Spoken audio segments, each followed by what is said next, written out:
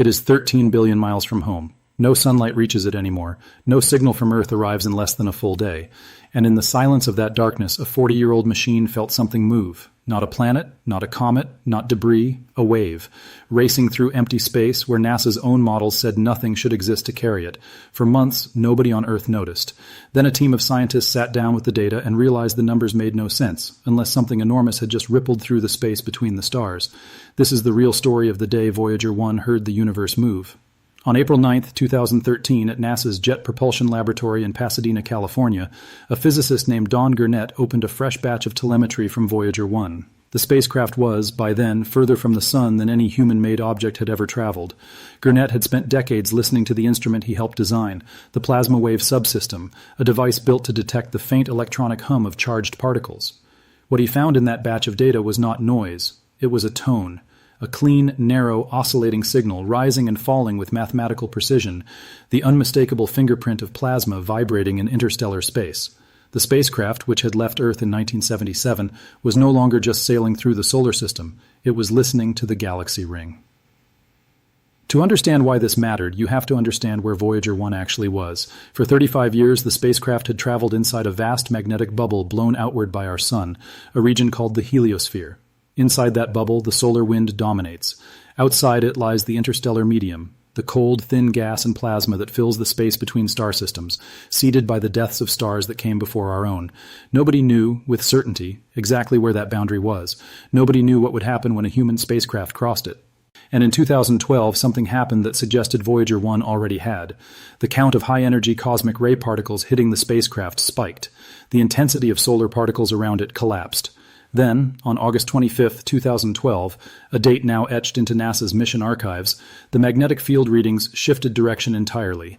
Every sign pointed to the same conclusion. Voyager 1 had left the protective bubble of our solar system and entered interstellar space. But NASA hesitated to announce it, because one crucial signature was still missing. Here is the scale of the problem. The heliosphere is roughly 11 billion miles wide. Voyager 1 was moving at 38,000 miles per hour. It had taken 35 years just to reach the edge, and the one measurement that could confirm interstellar space, plasma density, required the instrument to catch a vibration, a wave passing directly through the region Voyager occupied at the precise moment its sensors were listening. The odds of that happening by chance were vanishingly small, which is exactly why what Gurnett found next stopped the room.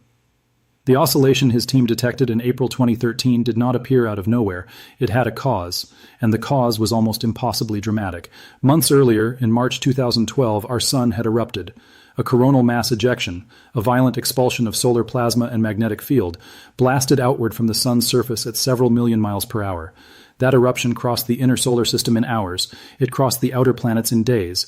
Then it kept going, plowing through the thin plasma at the edge of the solar system and beyond it into true interstellar space. By the time it reached Voyager 1, more than a year later, the shock wave had weakened into something almost undetectable to the naked instrument. But it was still strong enough to do one thing: shove the surrounding interstellar plasma, causing electrons within it to oscillate at a frequency tied directly to their density. Voyager 1 didn't see a wall of plasma. It heard the plasma ring, like a bell struck by something moving too fast, too far away for any camera to catch. And when Gurnett's team calculated the density behind that ring, the number came back 30 to 40 times higher than the plasma density inside the heliosphere. That was the missing signature. That was the proof. Voyager 1 was outside the solar system.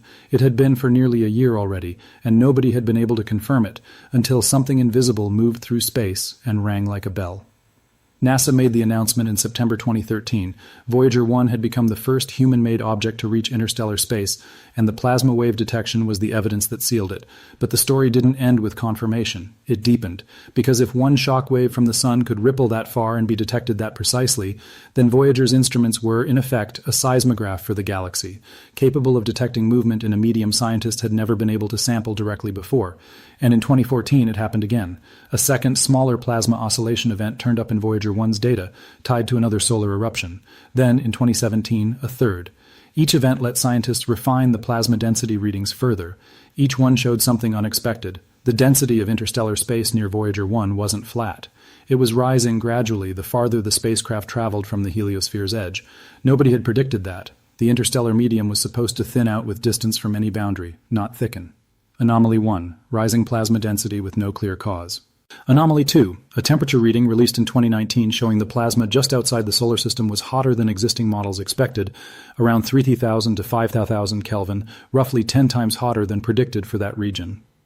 Anomaly 3, in 2020, Voyager 2, trailing its twin by 6 years and crossing the heliosphere boundary in a completely different direction, detected its own plasma oscillation event, and the density it found on its side of the solar system matched, almost precisely, what Voyager 1 had measured on the opposite side.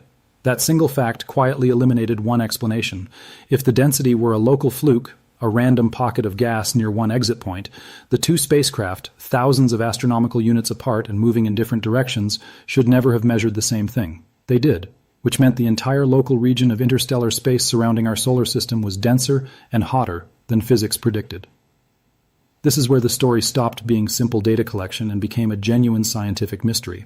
James Cooper, a heliophysicist who has studied the Voyager plasma data extensively, has pointed to a bigger, more provocative possibility that the solar system is currently passing through a specific structure in the local interstellar medium, a relatively dense, warm cloud of gas that our sun entered tens of thousands of years ago, and that we may not fully exit for thousands more.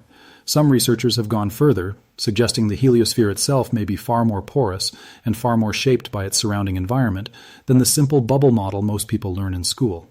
If that's true, the boundary of our solar system is not a fixed wall. It is a shifting front line, constantly reshaped by a cloud of interstellar material we are currently sailing through, one that could be actively compressing the heliosphere from the outside. Stay with me, because this is the part that matters. If the local interstellar cloud is denser than expected, and our sun is moving through it at over 50,000 miles per hour, then the shape and size of the entire protective bubble around every planet in our solar system, including Earth, is being actively negotiated right now between the solar wind pushing out and this unexpected medium pushing back. Mainstream heliophysics has not thrown out the standard model. It's refined it. Researchers at institutions including the University of Iowa, NASA's Jet Propulsion Laboratory, and the Johns Hopkins Applied Physics Laboratory have proposed more grounded explanations for the elevated density and temperature, turbulence at the heliosphere's boundary, magnetic reconnection events, and compression from the interaction between the solar wind and the surrounding interstellar cloud, rather than anything more exotic. Most scientists studying the Voyager data agree the readings do not suggest anything artificial, anything alive, or anything violating known physics.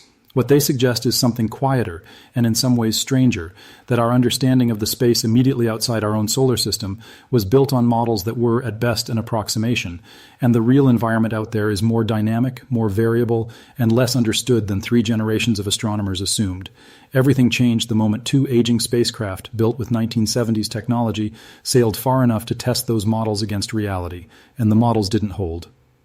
Voyager 1 and Voyager 2 were never designed to answer this question. Their radioactive power sources are fading. Instruments are being shut down every few years to conserve the last of their energy. NASA engineers now ration every watt, aware that sometime in the early 2030s, the last signal either spacecraft sends will be its final one. When that happens, humanity will lose its only 2 direct listening posts in interstellar space for a generation, until a future mission, one not yet built, one not yet funded, can be sent to replace them. Which means the plasma wave that rang out in April 2013 and the ones that followed in 2014, 2017, and 2020 may be among the last of their kind that we ever directly measure. Right now, tonight, both spacecraft are still moving outward, still carrying instruments built before most of their engineers were born, still capable, for a little while longer, of catching the next wave that moves through the dark. Somewhere out past the edge of the world we can see, the interstellar medium is not still. It moves. It rings. It carries the aftershocks of our own sun's violence across billions of miles, into a region of space no human being has ever visited, and few expected to be anything but empty. We built 2 machines 49 years ago to look at planets. Instead, they became humanity's only proof that the darkness beyond our solar system has a pulse. If you want to understand what Voyager might catch next, and what NASA is quietly preparing to send after it, that story is still being written, and it starts where this one ends.